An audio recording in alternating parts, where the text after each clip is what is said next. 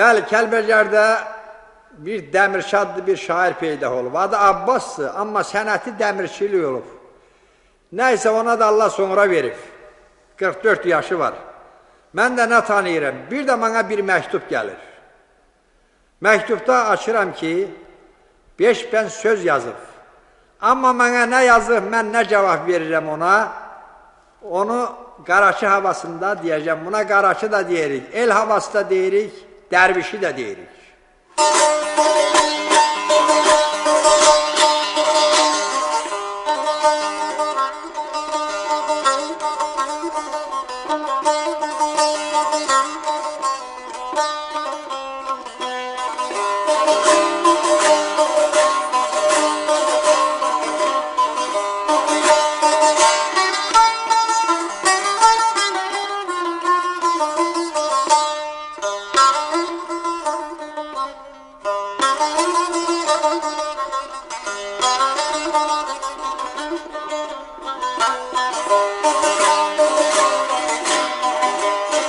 Dedim ey adına ey vurğunam ey ay balan ey ay aşık söyün o safalın ey Gürcistan'a gelim.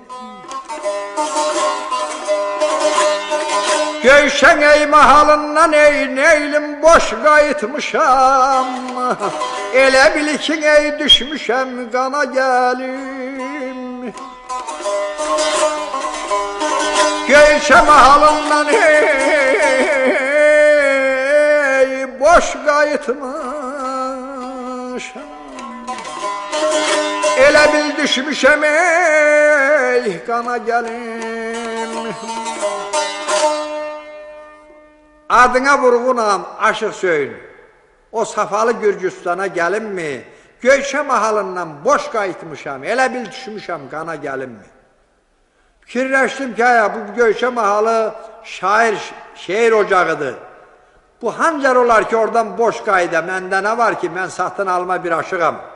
Götürüb buna nə yazıram?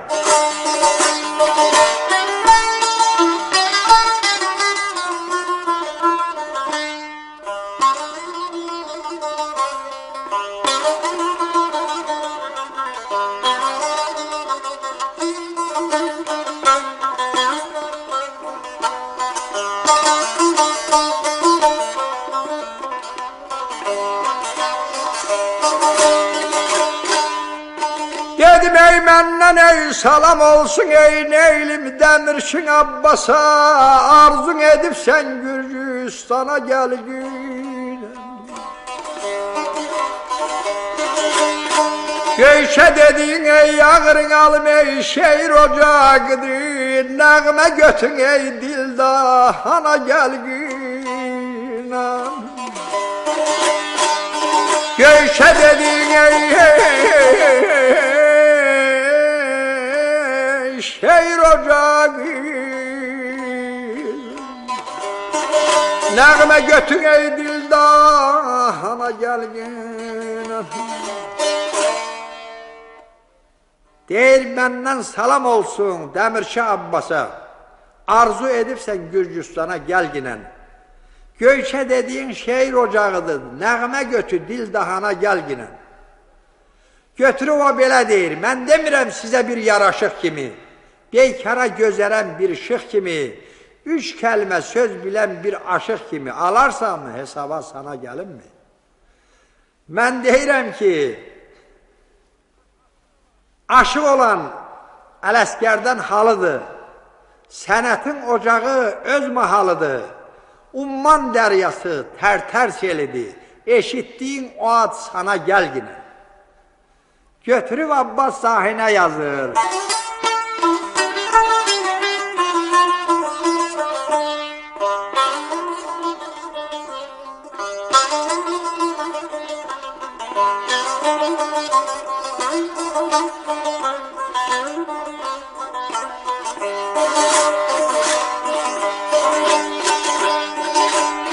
Dedim ey gelmeliyim sen ey neylim ey yaz size gelim elimde getirim ey saz size gelin.